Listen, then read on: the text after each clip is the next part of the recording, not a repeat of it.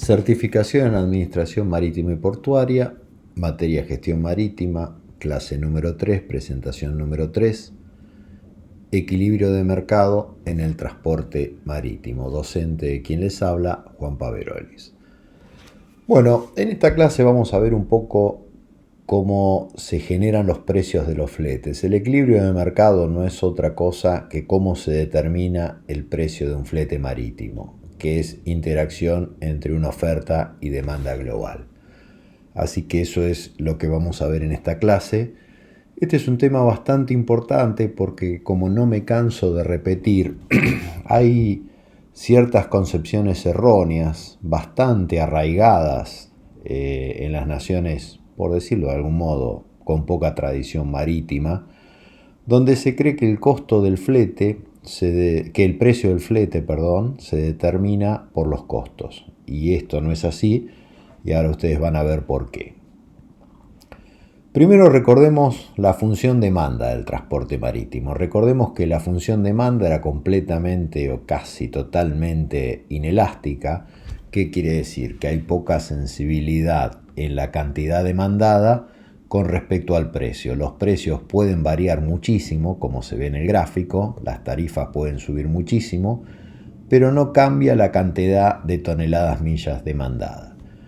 Cuando se mueve la demanda hacia la derecha es cuando un factor exógeno al modelo, que no es ni el precio ni la cantidad demandada, genera un corrimiento de la demanda. Esto cuando es, ya lo vimos, cuando por ejemplo hay mayor nivel de actividad económica que genera mayor comercio internacional y por lo tanto una mayor demanda derivada de transporte. Otro aspecto puede ser también la estacionalidad, como en el ejemplo cuando vimos el cierre del canal de Suez, etc. Esos son todos factores, por supuesto, exógenos. La función oferta, que también la vimos que tiene un tramo más o menos elástico, donde donde los movimientos, los aumentos de demanda, de oferta, de toneladas, métricas de transporte, toneladas millas de transporte, no influyen demasiado en el flete. O sea, los armadores siguen ofertando aún mayor cantidad de capacidad de transporte sin un movimiento significativo de flete. Sin embargo, en el último tramo de la oferta se transforma en inelástica. ¿Por qué? Porque habíamos visto que ya estaban todos los buques que podían estaban operando, al mismo tiempo que estaban operando a su máxima velocidad y llevando la mayor carga posible. O sea que era imposible, sin incrementar el stock de bodegas, que como vimos incrementar el stock de bodegas significa incorporar buques nuevos, esa oferta no puede crecer más allá de esa cantidad de toneladas milla tiempo. Bueno, esto ya lo habíamos visto en detalle en las últimas dos presentaciones. Entonces ahora lo que vamos a ver es cómo se produce el equilibrio. Ahí vemos una función demanda 1 en un momento dado y se produce un movimiento exógeno. Por ejemplo, por motivos cíclicos, ya sea ciclo largo o ciclo corto, aumenta el nivel de actividad económica mundial. Por lo tanto, se incrementa el comercio internacional y al incrementarse el comercio internacional se incrementa la demanda de transporte hasta el punto 2. Bien, veamos, sobreimprimamos la curva de oferta de transporte marítimo. ¿Qué pasó con los precios? Se mantuvieron relativamente, subieron un poco como es de esperarse, pero fíjense que la cantidad demandada casi se duplicó en toneladas millas y el precio no subió considerablemente. Si lo tenemos esa escala que va hasta $60.000 por día, suponiendo que fuese una escala de un time charter, el precio pasó de unos $22.000 a unos $27.000, o sea que se duplicó la cantidad demandada, pero el precio no respondió de la misma manera. Entonces, podemos decir, significativos incrementos en la demanda en la primer parte de la curva de oferta no producen igual efecto en los valores de los fletes. Ahora, ¿qué pasa? La demanda sigue subiendo, pero vemos que ya la curva se empieza a hacer inelástica. O sea, subió la demanda relativamente menos que a la curva que sigue de demanda. O sea, el incremento de demanda fue menos que el incremento entre D1 y D2. Y el precio ya subió un poco más que entre D1 y D2, el valor del flete. ¿Qué pasa? Si sigue subiendo, vemos que el precio ya realmente se empieza a disparar, porque ahí vemos que la demanda de transporte marítimo subió relativamente poco en comparación a las veces que se había corrido a la derecha por un mayor incremento en el nivel de actividad económica que arrastraba un mayor incremento de comercio internacional. Pero ahora estamos hablando de precios que pasan los $50.000, o sea que pasó, fíjense, este último corrimiento de la demanda que no fue tan importante como D1 y D2, que produjo un incremento relativamente bajo, o sea de $22.000 a $27.000, el último incremento del corrimiento de la demanda entre D1 y D2 produjo un valor de flete que estaba en aproximadamente $31.000, $32.000. Ese flete se fue a más de $50.000. O sea que la demanda ya está siendo altamente inelástica. Ese es un tema que hace que pequeños incrementos en la demanda produzcan colosales efectos en los valores de los fletes, porque ya estamos llegando a la máxima oferta de transporte marítimo global.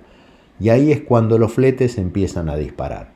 Hasta que llega un punto, supongamos que la demanda de transporte marítimo se corre tanto a la derecha que cualquier incremento en la demanda queda insatisfecho a cualquier precio, ya no se encuentra más con la oferta. La oferta de transporte marítimo no puede transportar todas las mercaderías que hacen falta transportarse en base al comercio internacional. O sea, ese comercio internacional, no me canso de repetir, está relacionado con el nivel de actividad económica. O sea, llega un momento, y esto pasa en la realidad, que el nivel de actividad económica crece tanto que la demanda, que el comercio internacional crece tanto que la demanda de comercio, de transporte marítimo crece tanto que queda insatisfecha.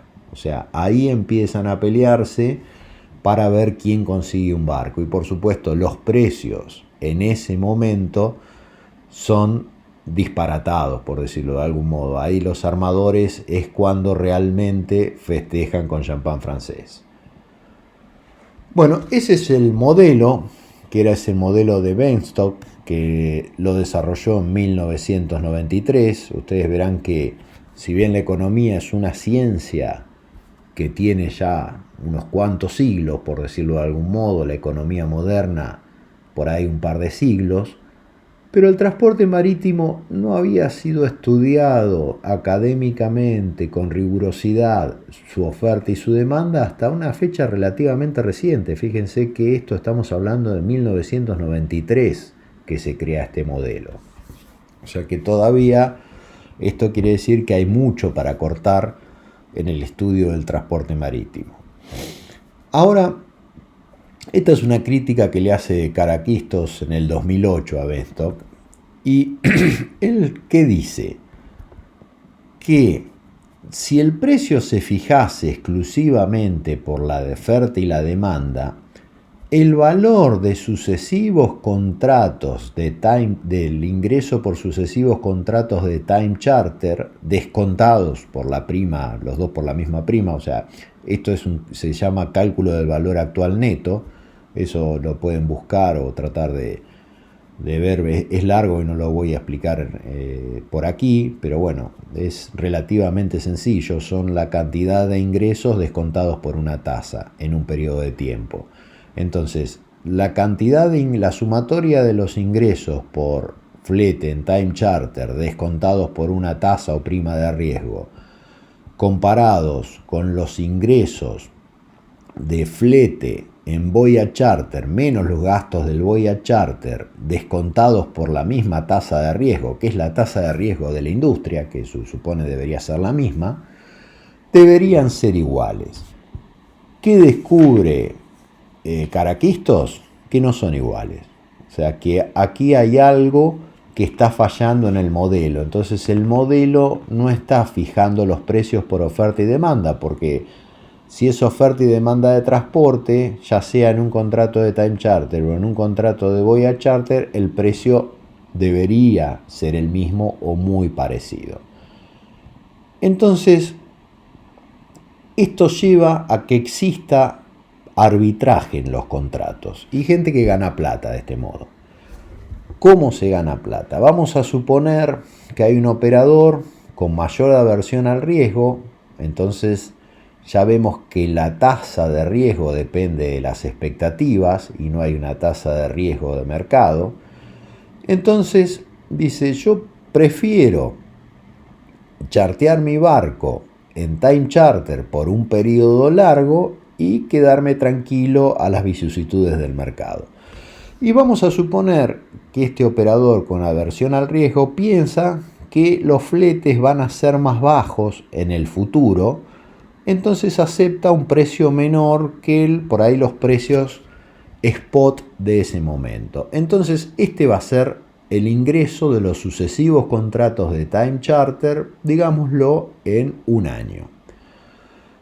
Entonces acá viene otro operador que tiene menos aversión al riesgo, o sea, asume más riesgos, y dice, si yo charteo ese barco y lo subcharteo por viaje y le descuento los costos, acuérdense que paga los costos portuarios y los costos de viaje, y lo descuento y yo tengo el barco ese, voy a ganar más plata. Y efectivamente cuando hace la cuenta, al valor del flete del Voyage Charter le dice que sí, que va a ganar más plata. Entonces, ¿qué hace? Hace esa operación. ¿Y con qué se queda? Con el arbitraje. Digamos que el operador de la derecha no tiene el barco. Toma el barco en Time Charter del operador de la izquierda y se gana la diferencia de operarlo en Voyage Charter. Entonces, ¿qué piensa este operador de la derecha? Hay negocio, sigamos entrando, ¿por qué no lo hago con otro barco más o con otro barco más? Entonces, ¿pero esto a qué lleva? Cuando empieza a pasar esto y todos se dan cuenta de que hay una oportunidad de arbitraje. Hay mayor demanda de Time Charter, entonces como vimos, como se produce en cualquier mercado, al haber mayor demanda de un bien, su precio sube. Entonces, los precios de los Time Charter van a subir.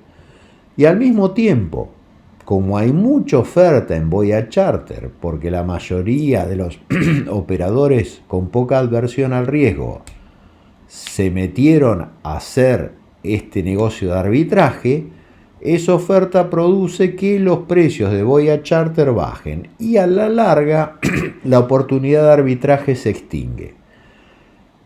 Esto es un negocio que pasa con un montón de commodities en el mundo y el flete, en síntesis, si uno lo ve, es de algún modo un commodity.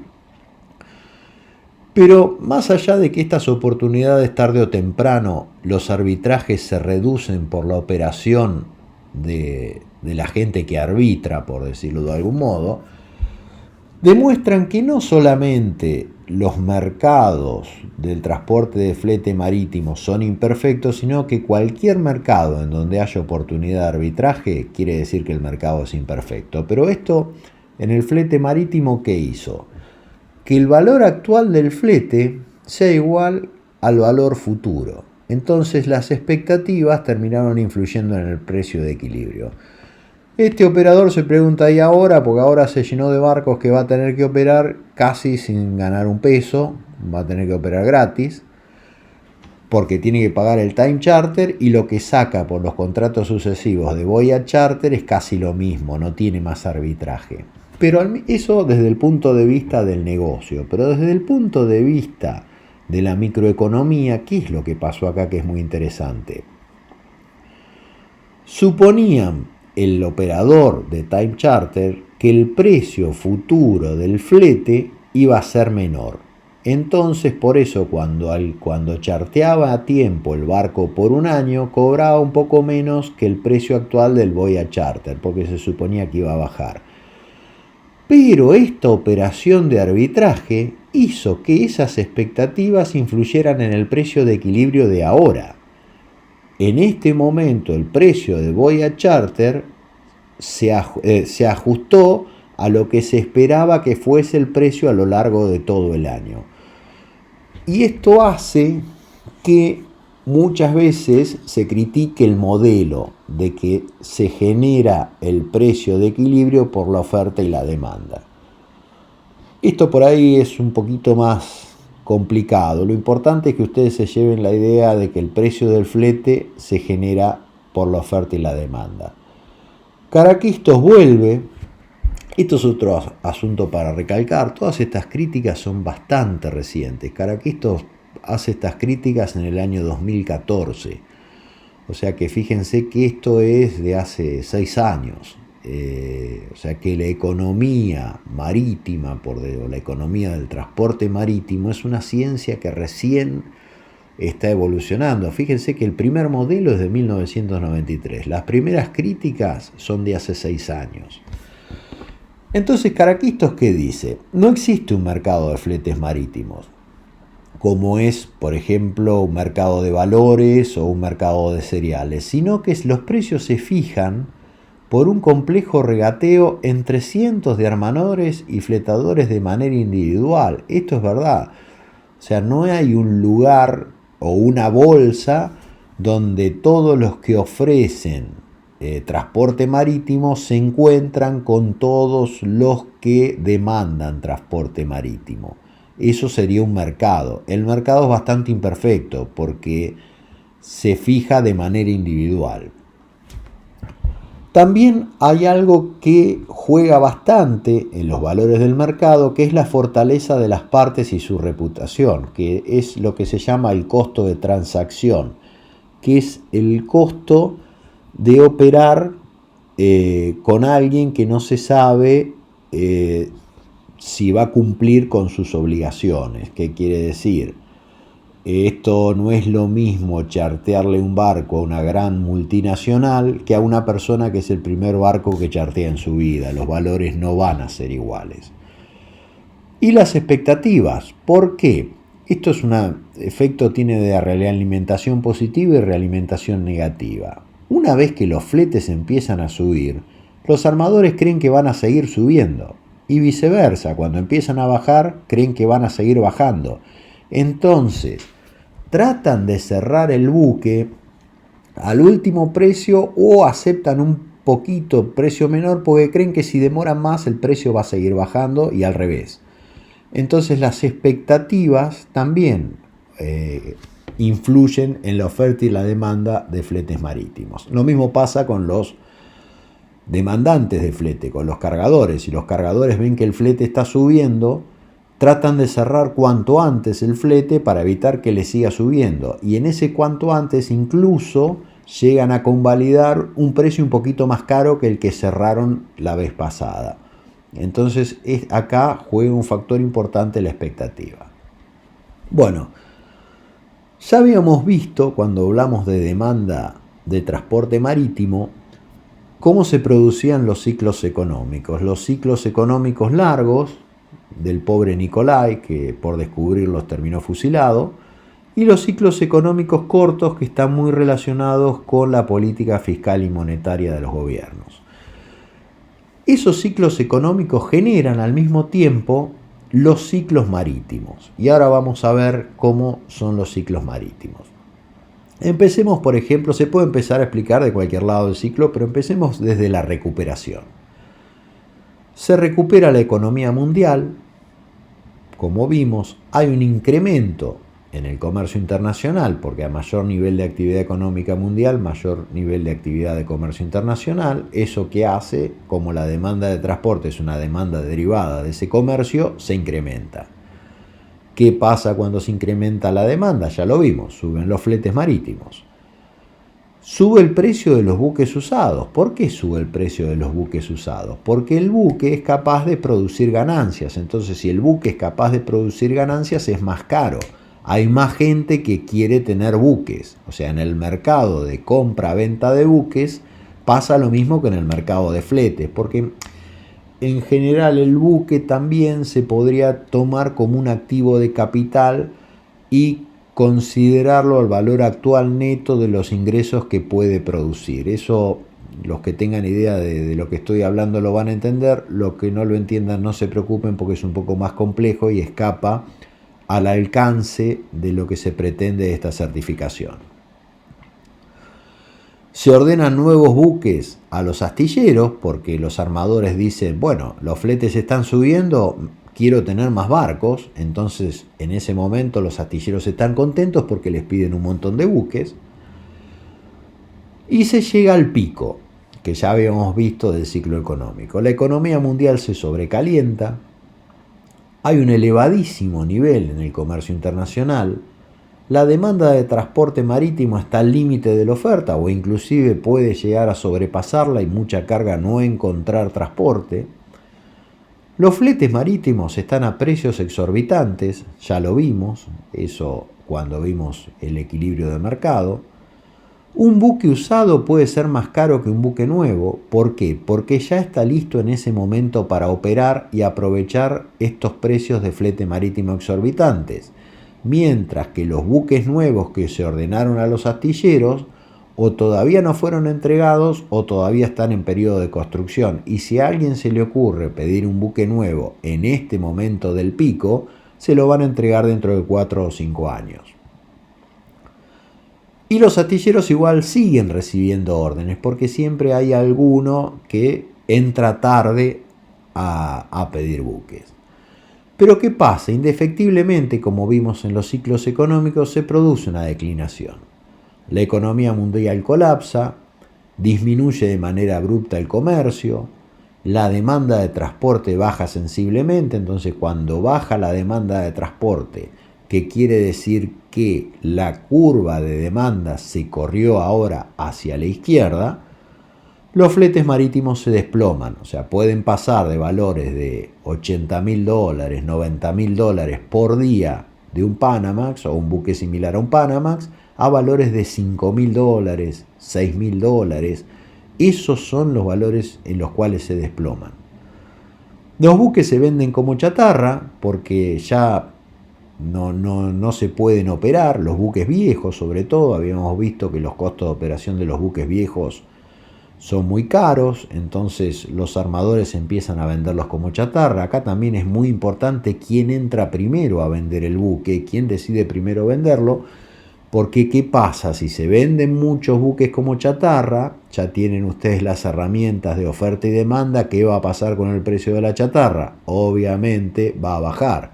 Entonces los que vendan los buques últimos van a ser los que menos precio van a obtener del buque como chatarra. Por eso el timing en la industria del transporte marítimo es fundamental.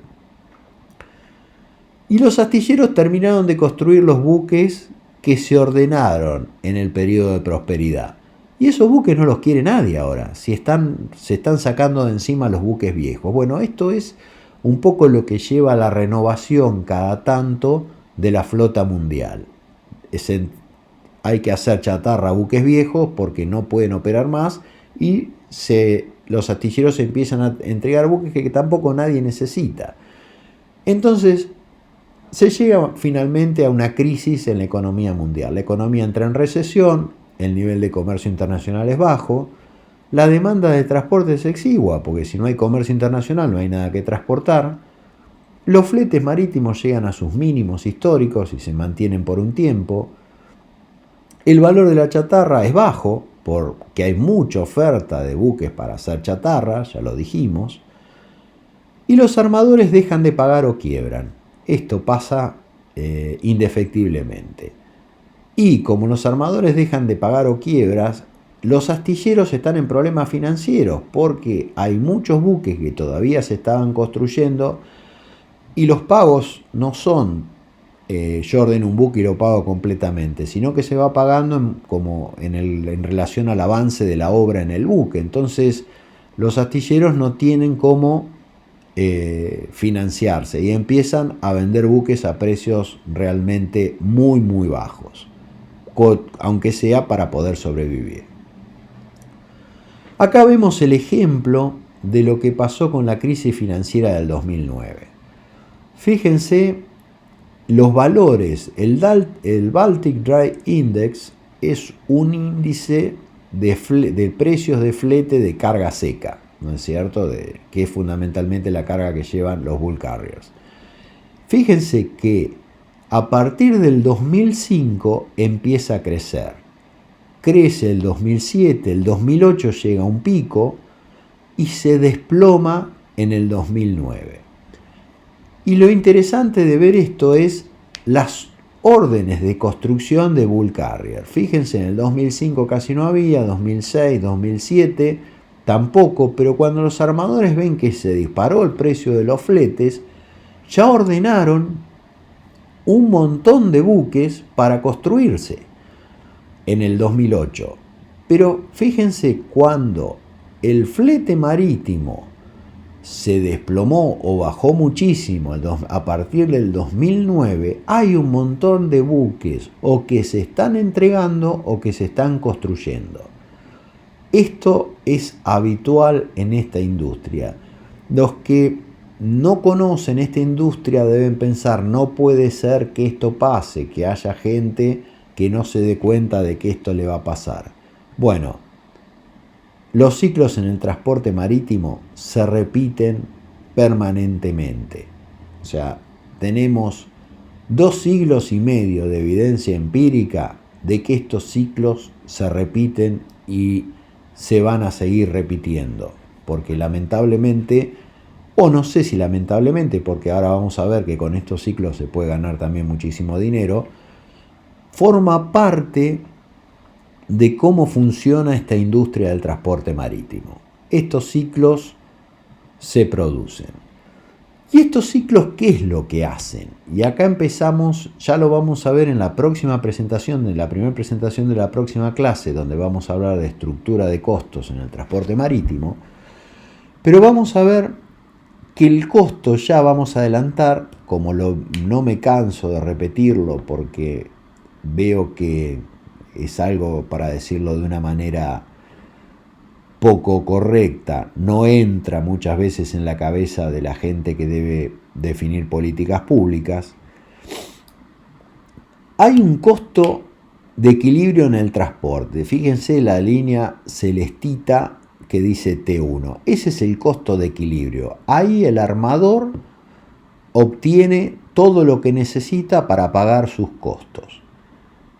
Cuando está el pico, que lo vemos en el punto A, hay una transferencia de dinero desde los cargadores a los armadores. O sea, ¿por qué? Porque los cargadores están pagando, los que demandan transporte, por decirlo de algún modo, están pagando los fletes muy por encima del costo de transporte. Entonces los armadores brindan con champán y están todos chochos. Esto que estamos viendo, fíjense que tiene la misma forma, la curva esta, que los ciclos económicos cortos y que también los ciclos económicos largos.